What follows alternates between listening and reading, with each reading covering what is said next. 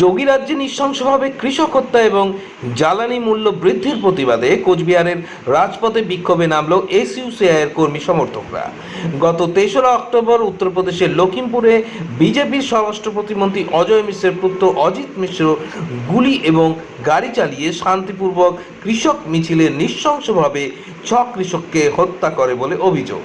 এই হত্যাকাণ্ডে ধিক্কার জানিয়ে ও দোষীর শাস্তির দাবিতে মঙ্গলবার কোচবিহার রাজপথে নামল এসইউসিআই এর কর্মীরা।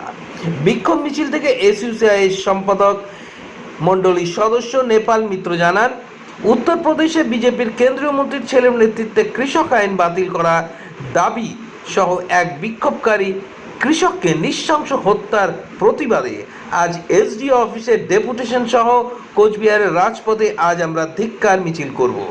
একই সাথে অস্বাভাবিক জ্বালানি দ্রব্যের মূল্য বৃদ্ধির প্রতিবাদেও বিক্ষোভ দেখাচ্ছি। অবিলম্বে জ্বালানি দ্রব্যের দাম কমিয়ে সাধারণ মানুষের সাধ্যের মধ্যে করতে হবে। আমরা এসইউসিআই কমিউনিস্ট দলের পক্ষ থেকে আজকে কোচবিহারের সদর এসডিও সাহেবের কাছে ডেপুটেশন দেওয়ার পর আমরা রাজপথ ধরে বিক্ষোভ সংগঠিত করছি। গত পরশুদিন উত্তরপ্রদেশে কেন্দ্রীয় বিজেপির মন্ত্রীর ছেলের নেতৃত্বে কৃষকদের যে নৃশংসভাবে হত্যা করে তার প্রতিবাদে আজকের এই মিছিল।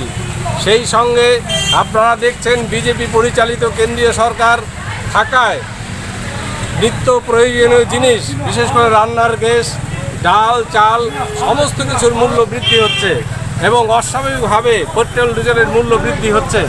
সেই সুযোগে আমরা দেখছি সমস্ত গণপরিবহনের ভাড়া অস্বাভাবিক হারে বৃদ্ধি পাচ্ছে। এই সমস্তর বিরুদ্ধে আমরা আজকে কোচবিহার শহর জুড়ে বিক্ষোভ সংগঠিত করছি এবং আপনাদের সংবাদ মাধ্যমের মাধ্যমে জানাতে চাই যে অন্যায় বিজেপি নীতির বিরুদ্ধে কৃষি আইনের বাতিলের দাবিতে আমরা লড়াই করছি এবং এই লড়াইয়ে আমরা জিতব। দাদা, আপনার নাম কি দায়িত্বে আছেন? আমার নাম নেপাল মিত্র, কোচবিহার জেলা সম্পাদক মণ্ডলীর সদস্য।